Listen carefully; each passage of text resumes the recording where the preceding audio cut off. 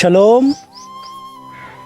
అందరూ అనుదిన కృపలో భాగం వస్తున్న లేఖన భాగాలు వింటూ పరమతండ్రి కృప చేత బలపరచబడుతూ పస్కా పండుగకు సిద్ధపడుతున్నారని అనుకుంటున్నాము. పస్కా పండుగ మనకు సమీపంలో ఉంది.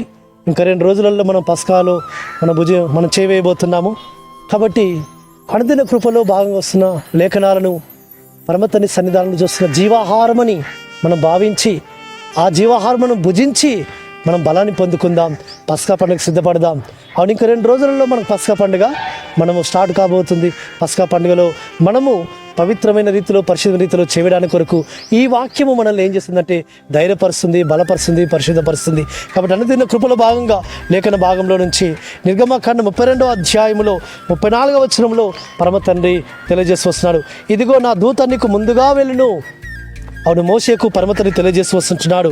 మోషే ఆ ప్రజలు నడిపించడానికి కొరకు మోషే యొక్క జీవితంలో పరమతండ్రి మీద ఆధారపడుతూ పరమతండ్రిని ప్రార్థన చేసుకుంటున్నప్పుడు పరమతండ్రి ఆయనకు ముందుగా దూతను పంపుతూ వస్తుంటున్నాడు. కాబట్టి మోషేను ధైర్యంగా ఉండము, నా సన్నిధానంలో నువ్వు నిలుచున్న విధానం బట్టి నా దూత నీకు ముందుగా వెళ్ళి మార్గాలు సరళపరుస్తుంది అని మోషేకు తెలియజేసి వచ్చాడు. కాబట్టి మన యొక్క మార్గంలో పరమతండ్రి యొక్క దూత మనకు ముందుగా వెళుతుంది సుమా.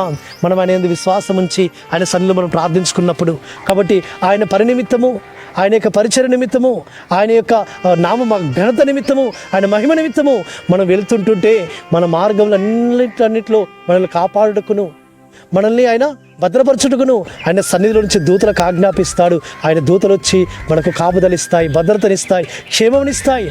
కాబట్టి ఆ యొక్క దూతల కాపుదలలో మన పాదములకు రాయి తగలకుండా ఆయన తన దూతలకు ఆజ్ఞాపిస్తాడు. అవి తమ చేతుల మీద ఎత్తుపట్టుకొని ఆ దూతలు మనం నడిపిస్తూ వస్తుంటాయి సుమా.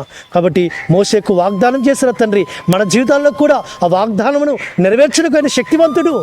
కాబట్టి మనము కూడా వెళుతున్న మార్గములలో ఆయన దూతలు మన చుట్టూ ఉన్నాయని మనం భావించి విశ్వసించి మనం ఆయన సన్నిధాన్ని స్తుతిస్తూ గణపరుస్తూ రావాలి సుమా.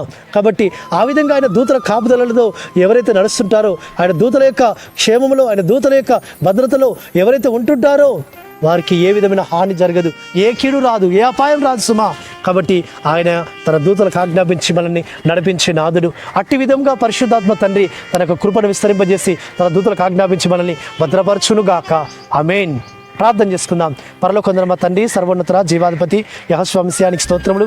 మీ సన్నిధులకు దూతలకు ఆజ్ఞాపించి మాకు ముందుగా పంపే నాదులో నీవేనాయన నీకు స్తోత్రం చెల్లించుకొస్తున్నాం. ఆ విధంగా తండ్రి నీ దూతల యొక్క ఆ యొక్క ఆపదలు మేము నడుచున్నట్లుగా మమ్మల్ని స్థిరపరచమని బలపరచమని ప్రార్థిస్తూ మానసికుడు విమోచకుడు నజరేయుడైన యెహోవా అతి పరిశుద్ధమైన నామమున స్తుతించి ప్రార్థించి వేడుకుంటున్నాము తండ్రి.